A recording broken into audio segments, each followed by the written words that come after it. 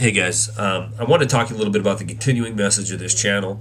I know there's frustration and I know there's fatigue from hearing channels like this or alternative media going over stories that are similar over and over and over again. It's a drumbeat.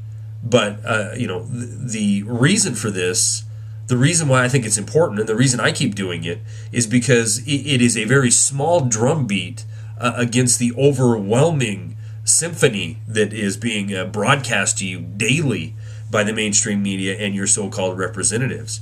One example is, you've heard over and over and over again that Wall Street needs to be healthy before Main Street can be healthy. Every politician and his brother will come on television and tell you, the Dow Jones is an indicator of the health of the economy. These 30 companies that if we stripped them away back to their original 30 companies would be sitting at somewhere in the neighborhood of 5,000. I believe we have 3 companies or 10% of the Dow Jones 30 that are the original companies that started out on the Dow Jones 30.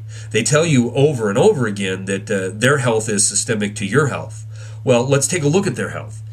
In 2009, they paid out $139 billion in salaries and bonuses, which was a record number.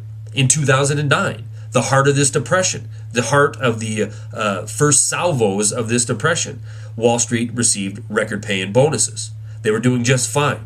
So did the trickle-down effect happen? Did we 6 months later, a year later, start to see health on Main Street? Well, we must have, because $144 billion is going to be paid out in 2010, is an estimated number, on Wall Street. For the same people who led us to where we are now are receiving a 4% increase over last year. So yet another record year in pay and bonuses.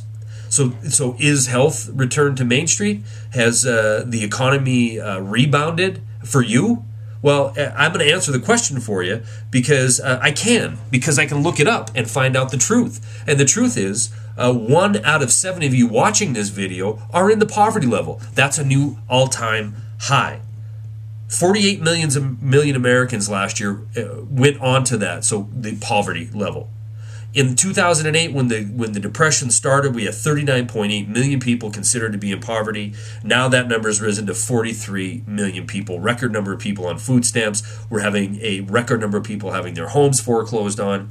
And we're seeing prices for fuel and food starting to increase while we see the average household income fall by over $1,000 last year. So the trajectory for you and I is a downward spiral. The trajectory for Wall Street obviously is an upward ivory tower. And the whole time, your politician is going to come on television and tell you that he's working for you, he's working to keep jobs in this country, he's working to make the Wall Street profiteers pay, when in reality, when the doors are closed and the wheels are greased, we can find out what's really happening, not by somebody like me coming out here saying it or anybody else in alternative media, but by the proof that's in the pudding.